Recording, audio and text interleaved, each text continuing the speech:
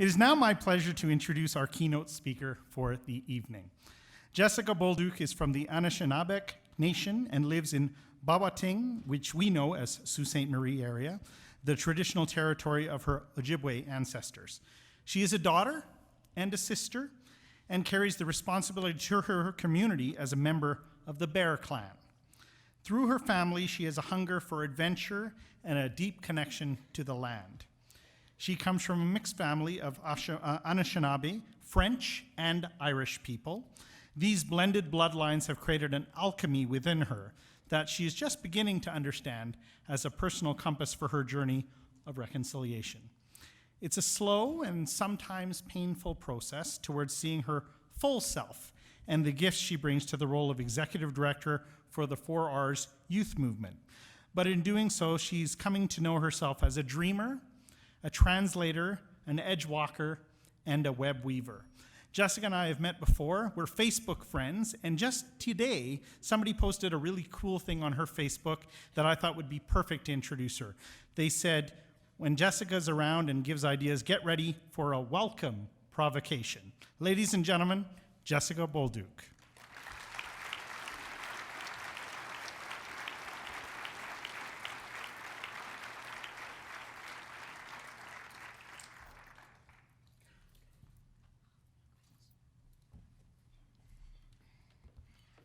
I get a stool.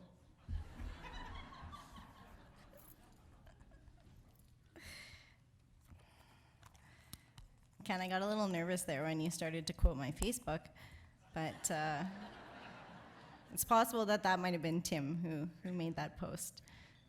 Ani bojo kinoya. Bidoya bimatsi benesis nigishnakas bawatin donjaba makwen dodem Ojibwe Anishinaabe Kwayandao. My name is a little thunderbird that brings good life, but you know me as Jess. I come from the Batchewana First Nation, and that's located in Sault Ste. Marie.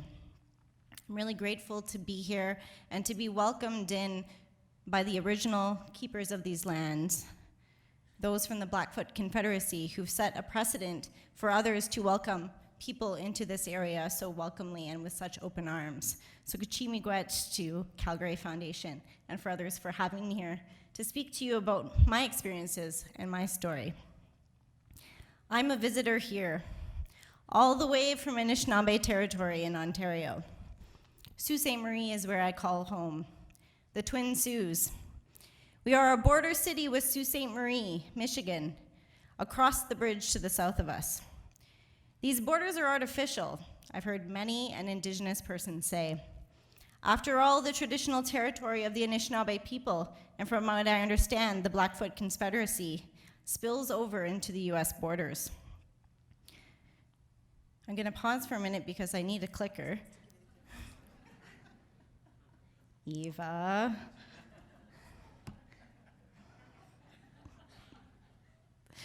And I love where I live. It provides me with the nourishment that I couldn't get from anywhere else. We are nestled between Lake Superior and Lake Huron, a place of gathering for the Indigenous people for thousands and thousands of years. It is where I call home. It is where my ancestors have lived and died. It's where I work, where I play, and where I watch my nieces and nephews grow. Here, the landscape transitions seamlessly from mixed wood to jack pine forest, from field to rock, from land to water.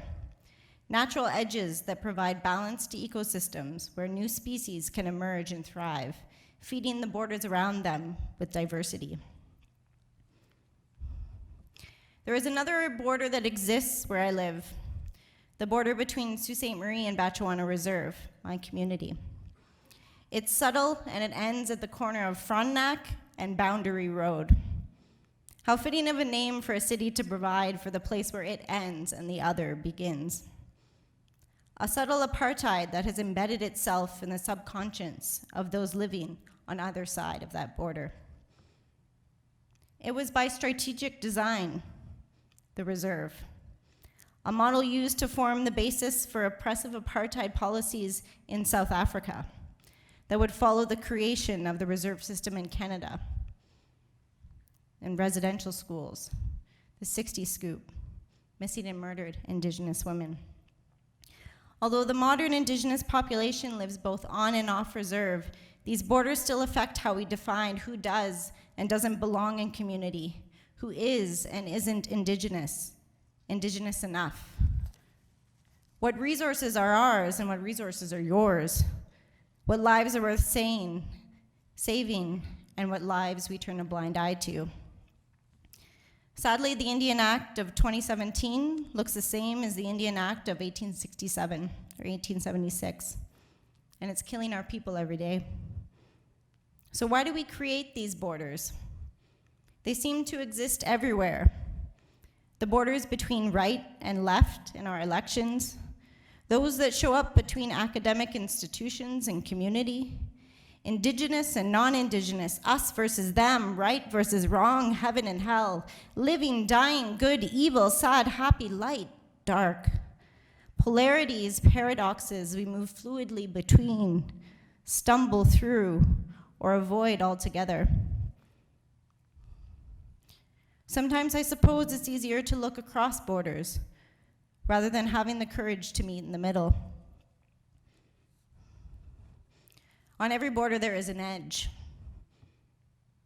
The edge is rarely a comfortable space. It requires us to explore new heights, face the fears, uncertainties, complexities, and hypocrisies of our existence, so that we can reach new understandings about ourselves and the borders we artificially create in our communities. Change being a hard experience, not always accompanied by positivity, most often accompanied by pain and struggle. Moving to the edge of that comfort, to a place of discomfort, and looking out at what may be possible, we may find the border that we once knew no longer exists in the same way we thought it did. In the forest, certain plants and animals thrive in these ecosystems, in these edge spaces. We have them too in our communities. People who leave the safety of the borders to reach out and expand our sense of community, bringing us back together in a different and more whole way. Because the changes that we need won't happen where we are safe. I call these folks edge walkers, the innovators, the facilitators, the stewards, the bridge builders, those gifted with the skills to help dying thoughts do so with grace, while holding space for something new to emerge. The people who see the light in the darkness. In my community, edge walkers are a new generation of Indigenous leaders who have no patience for the status quo, who are deeply interested in the potential of the future and have a hunger to contribute to a better world. We've learned from the past and are using our Indigenous worldviews an understanding of modern systems to shape a future possibility that values the well-being of all rather than only a few. We find these leaders in cities, on reserves, and Métis and Inuit homelands. Because we walk in two worlds, Indigenous people have a unique way of looking at the world. We are bridge builders. We're here to help Canada to walk towards the edge, to look at the issues and reconcile the past.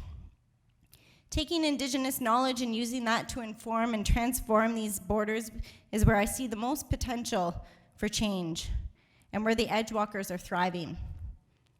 With this and the abundance of pressing social needs facing our communities, there is a quest to find novel solutions.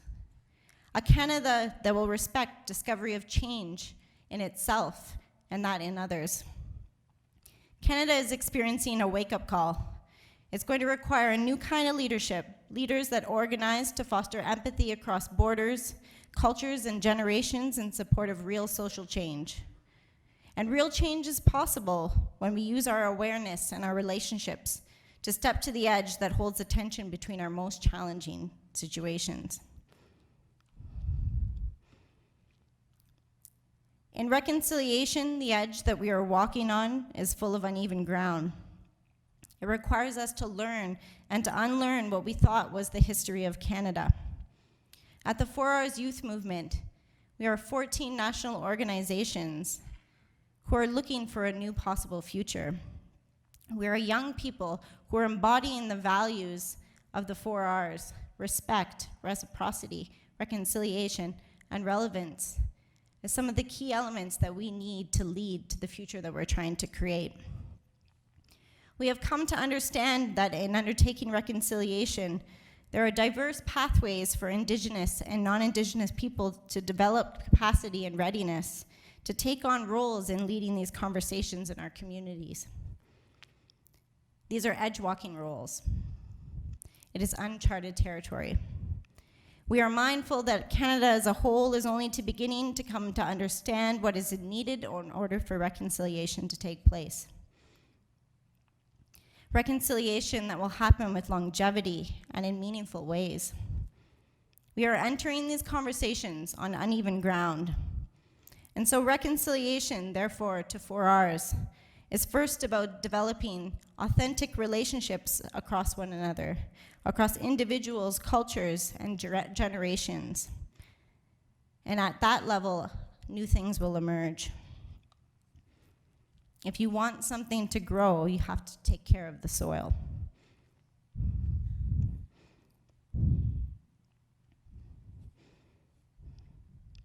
On Canada Day, a group of edgewalkers, spirit warriors, we reoccupied Canada. We reoccupied Parliament Hill. And we came from all directions to remind Canada that in celebrating 150 years of Confederation, we were also celebrating 150 years of the mistreatment and genocide of Indigenous peoples. And we came to Parliament in ceremony because we wanted to remind Canadians and also remind ourselves that in order to do this work together, we needed to take care of all of ourselves. That included our spirits as well, because we were walking through these worlds with wounded spirits. And we wanted to remind people that while Canada was celebrating 150 years, our nations have been here for more than 15,000. Did we not forget this? Was there not a place for us in this conversation?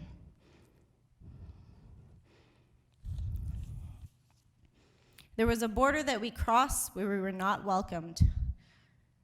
We were edge-walking, but we knew we needed to do this work. And it was a reminder for us that some of Canada still didn't think that we belonged. And as we put up that teepee, we were met with anger and aggression, and we were bringing love and kindness and ceremony.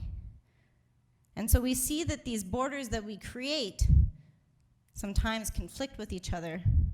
And when we don't understand where we come from and who we are, we find that these borders create this space in between us that is often so scary to cross.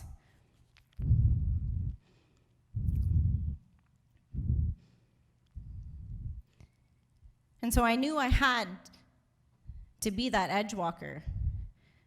I knew that I had to be that person in that space that was trying to create a different sense of community. While Canadians were gathering on the hill to begin celebrating for the performances that were happening, the Indigenous young people who were there in ceremony were feeling as though no one understood or even knew why we were there. And so we walked to the edges and we invited people in.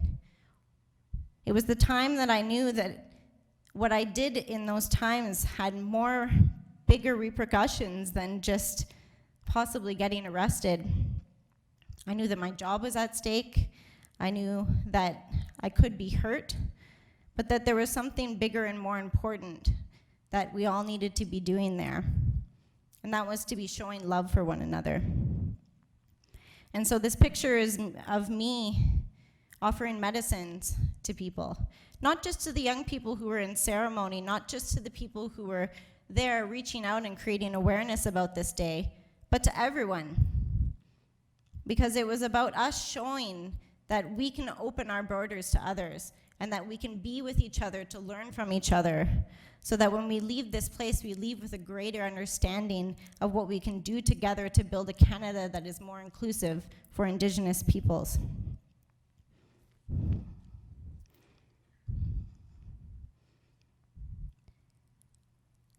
And so as a community, I invite you all to step out and get dirty, to be an edge walker.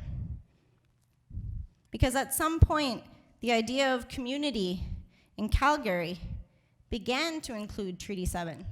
It began to include the Blackfoot Confederation. It started to expand its understanding of who was included within those borders. And the edge walkers, like the Calgary Foundation, the volunteer sector, the philanthropy organizations, everyday citizens on both sides of this artificial border started to reach out to each other. And in my community, in the Anishinaabe Nation, we have a prophecy where we envision that we are in the time of the seventh fire. And this is about a time of a new people that are emerging. We will retrace our steps to find what was left by the trail. Our steps will take us to the elders, and we will seek their guidance on our journey. We will awaken to a new time where some of the elders will be silent out of fear. But these new people, these edge walkers, will have to be careful in how we approach the elders, because this new task will not be easy. And it's at this time that we will need to be given a choice. They say that in this prophecy that we will have two roads. And if we choose the right road, then the seventh fire will be lit. And then the eighth final fire, the fire of peace, love, and brotherhood and sisterhood. And if we make the wrong choice and we go down the wrong road, the destruction which will be brought to this country, to this world, will come back and cause much suffering and death to all of Earth's people. I think that this choice of the seventh fire, is a choice that is a real choice for us, but it's also a choice of our mind and our hearts. With Canada's 150th anniversary on the horizon, we can see that the past is ending and there is a new future that is ready to begin.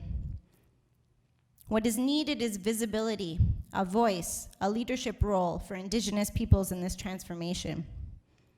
A dismantling of the systems to allow for integration of traditional ways of knowing and being that are recognized and celebrated for their ingenuity. From here, together, we will bring about the social, ecological, economic, and cultural changes that are needed for our communities to thrive, and unite with other edge walkers in the pursuit of a community not yet imaginable. We can do it right for once, but we need you to be a part of this movement, because edge walkers need courage, and courage needs to be cultivated and supported. Being on the edge, I don't know what's there, but then I know if I lean over to see into what's possible, the others are beside me, leaning with me. So join us on the edge. The view will transform you. Miigwech.